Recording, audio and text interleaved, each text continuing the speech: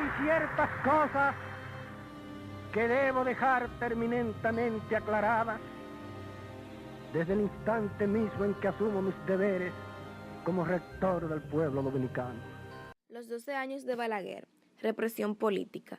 El gobierno iniciado por Balaguer en 1966 se extendió hasta 1978. Durante ese periodo, la juventud dominicana, que no simpatizaba con las ideas políticas y el estilo de dirección, era perseguida, encarcelada y en algunos casos muchos jóvenes fueron asesinados.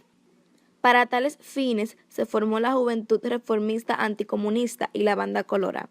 Este último funcionaba como un grupo paramilitar integrado por personas que no tenían escrúpulos. Desde las Fuerzas Armadas y la Policía Nacional se mantenía una persecución tenaz en contra de los opositores del régimen de Balaguer. Estos no tenían libertad para reunirse y mucho menos para organizar actividades políticas en las plazas públicas. Llega Bosch al país. En el 1970, Bosch deja el exilio y regresa al país. En ese momento, el profesor Bosch había radicalizado sus ideas y enarbolaba un discurso totalmente de izquierda. Por tanto, se propuso introducir fuertes cambios internos en su partido, el PRD. Bosch planteó una teoría nueva, denominada dictadura con respaldo popular. La situación política estaba muy delicada. Wessing y Wessing fue acusado de organizar un golpe de Estado y Balaguer lo envió al exilio. El PRD se divide. A pesar de todo, la guerrilla de Camaño tuvo un gran impacto en la sociedad dominicana de la época. Entre los integrantes del PRD se produjeron grandes contradicciones. Por un lado estaban las ideas de Bosch, que apuntaban a la dictadura con respaldo popular, y por el otro se mantenían los seguidores de los postulados, que dieron origen a este partido.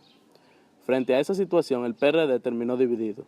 Bosch abandonó la organización y formó el Partido de la Liberación Dominicana, PLD, en el 1973. Acuerdo de Santiago. Con la salida de Bosch del PRD, este partido fue liderado por José Francisco Peña Gómez.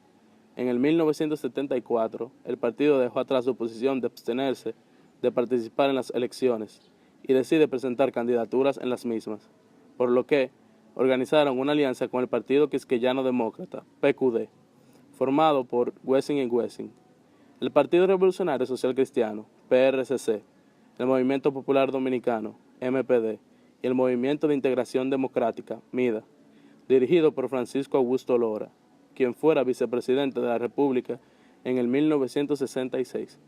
El Acuerdo de Santiago recibió el apoyo de la mayor parte de la población. Situación política y económica. Cuando Balaguer logró su nueva reelección en el 1974, la resistencia ofrecida por los partidos de izquierda estaba prácticamente derrotada. Muchos dirigentes fueron integrados a la burocracia estatal. En términos económicos, el gobierno había alcanzado estabilidad y crecimiento económico como resultado de los altos precios del azúcar en el mercado mundial y la cuota preferencial que le asignaron los Estados Unidos. Al país llegó una gran cantidad de préstamos y ayudas internacionales. Una gran parte de la clase media se había sumado al gobierno, beneficiaria de la política social del mismo. Crecimiento empresarial. Los grupos militares terminaron sometidos por el presidente Balaguer.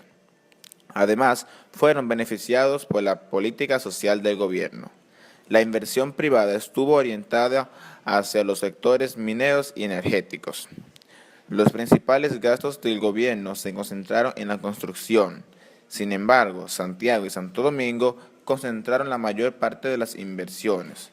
Las obras eran asignadas sin realizar licitaciones públicas, por tanto, constituyeron una de las fuentes de corrupción, la cual fue reconocida por el propio Balaguer, llegando a afirmar que solamente se detenía en la puerta de su despacho. Las organizaciones juveniles. Los jóvenes dominicanos durante los 12 años de Balaguer participaban principalmente en dos tipos de organizaciones: los clubes culturales y deportivos y las organizaciones estudiantiles. Los clubes se dedicaban a incentivar la práctica de los deportes y a desarrollar el potencial artístico de la juventud a través del canto, la poesía coreada, el baile y el teatro. En diferentes barrios y comunidades rurales existía este tipo de organización juvenil. Balaguer y los Estados Unidos. Los últimos años del gobierno de Balaguer no fueron diferentes a los anteriores, conservando las siguientes características: soborno a los funcionarios, contrabando, abuso de poder, las comisiones cobradas por los intermediarios del gobierno y las empresas, violación de los derechos humanos. Se acentuó la diferencia entre ricos y pobres. Los espacios urbanos se multiplicaron. Se incentivó a la industria. Se descuidó la producción agrícola. Los sectores dominantes se unificaron alrededor del Estado. En relación a la situación anteriormente descrita, es necesario precisar que los cambios en la política internacional de los Estados Unidos afectaron a Balaguer, pues el nuevo presidente Jimmy Carter se proclamó respetuoso de los derechos humanos. Por tanto, el gobierno dominicano comenzó a recibir la presión internacional para que modificara sus relaciones con la oposición política.